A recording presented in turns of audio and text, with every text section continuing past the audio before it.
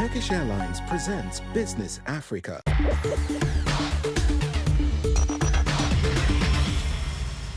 Hello and welcome to Business Africa. I'm Ndea Yoka. Here are today's headlines. A giant pipeline in Nigeria, mining deals in the DRC, rare earths in Kenya.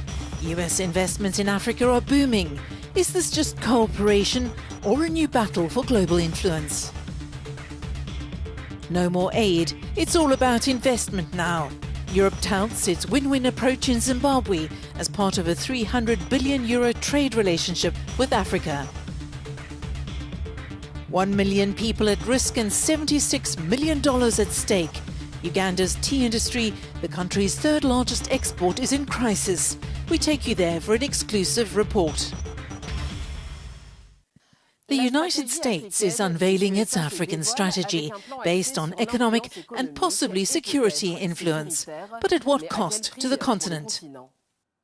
Africa, rich in natural resources, continues to attract increasing attention from global powers, and the United States is multiplying its continuous security initiatives. The question remains about what is the American strategy. On one hand, Washington supports the Nigerian-Morocco gas pipeline project, a 5,660,000-kilometer pipeline aimed at supplying gas to Europe. This $25 billion project seeks to reduce Europe's dependence on Russian gas and strengthen U.S. influence on Africa's resources. On the other hand, in the Democratic Republic of Congo, the United States is investing in strategic minerals such as cobalt and copper. Companies like Cobalt Metals, backed by Bill Gates and Jeff Bezos, are positioning themselves in these mining areas. At the same time, Washington is discussing military support for Kinshasa to combat armed groups in the east, further reinforcing its security cooperation. In parallel, the U.S. is playing the role of mediator in negotiations between the DRC and Rwanda, aimed to stabilize the region and secure access to resources, a move that blends diplomacy, investment, and military backing. Finally, the U.S. is strengthening its partnership with Kenya, a key player in the rare earth sector essential for the energy transition, through projects supported by American companies. The United States is clearly seeking to assert its influence, but at what cost to Africa? How far will the United States go? This week's guest isn't an economist or financier, but an historian committed to Africa's sustainable development. Amzat Boukari-Yabara. Welcome to Business Africa. The US has launched several initiatives in Africa. How do you interpret this? Is it a simple reaction to the presence of China and Russia? First of all, I think there's been a global shift in energy issues since the war in Ukraine began. Europe has become aware of energy fragility. The Americans stand behind Europe, so they know they could be next in this shift. Trump's return to power also means a shift in US energy policy, including walking away from anything tied to renewables. In this context, Africa is seen geopolitically as the most open to this kind of pressure. So the US is adjusting, showing more interest in Africa.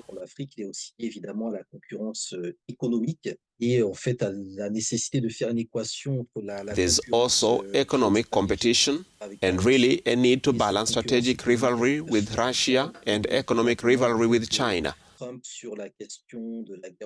That likely explains Trump's very different position on Ukraine compared to his predecessor. We also saw how African countries voted on the UN resolution to condemn Russia.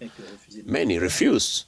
So the challenge is to regain diplomatic ground and bring more African nations back into the US sphere, since most global resources directly affect America's global vision.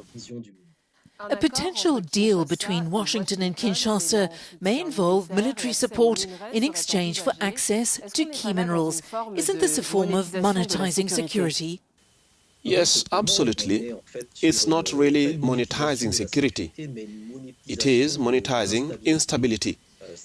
It shows how the US uses diplomatic, commercial, or security pressure, and that raises major concerns about transparency and opacity. We don't really know what's being negotiated.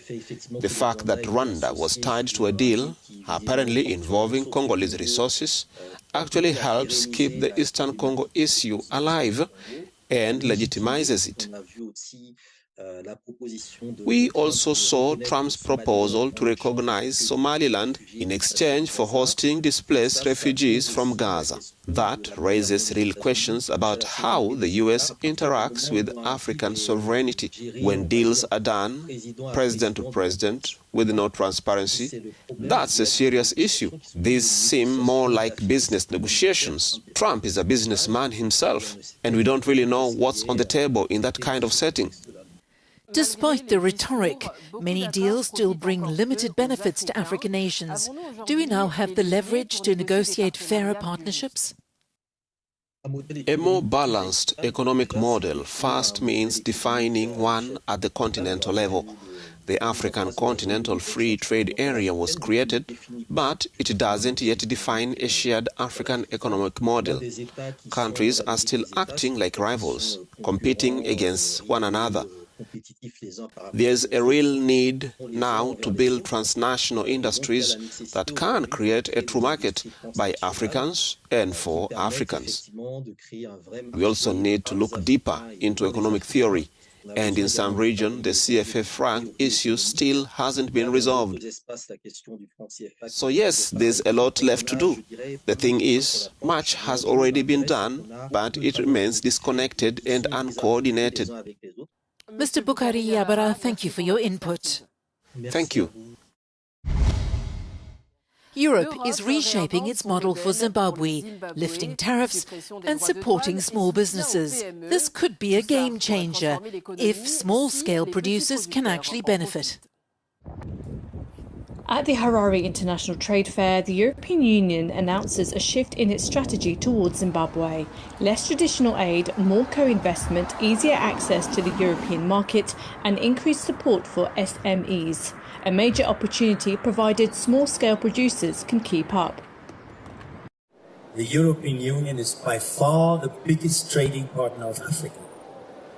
By far.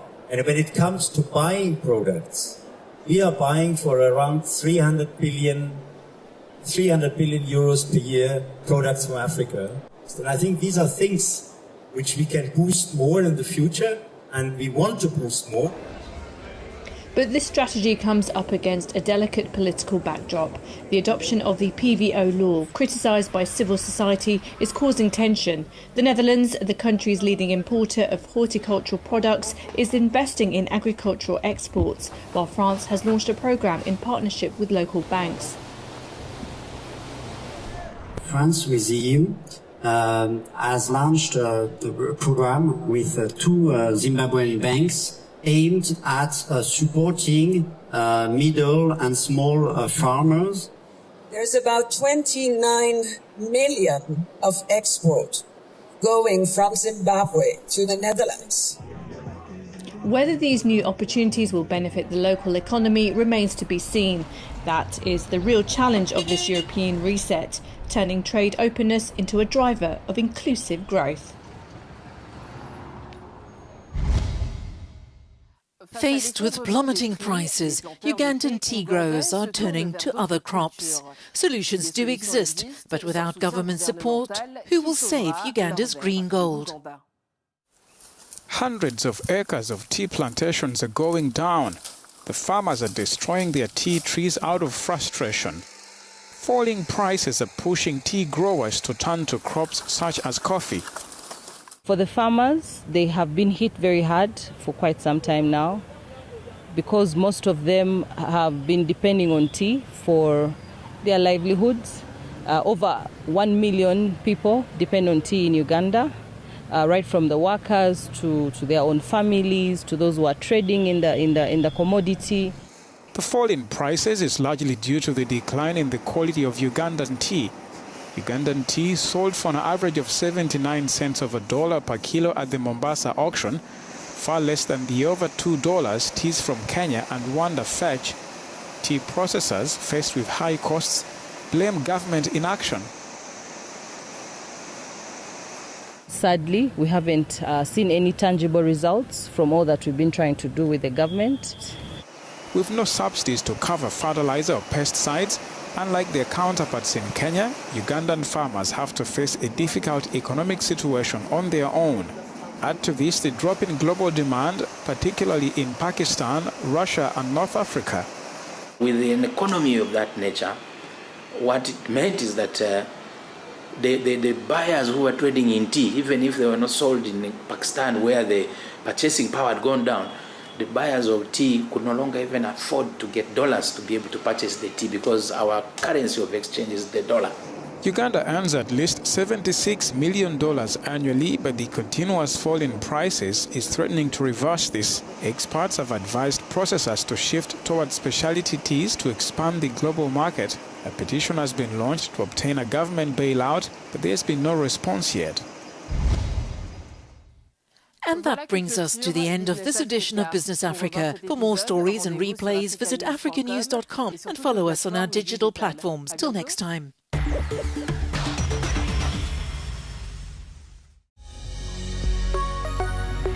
Business Africa was presented by Turkish Airlines.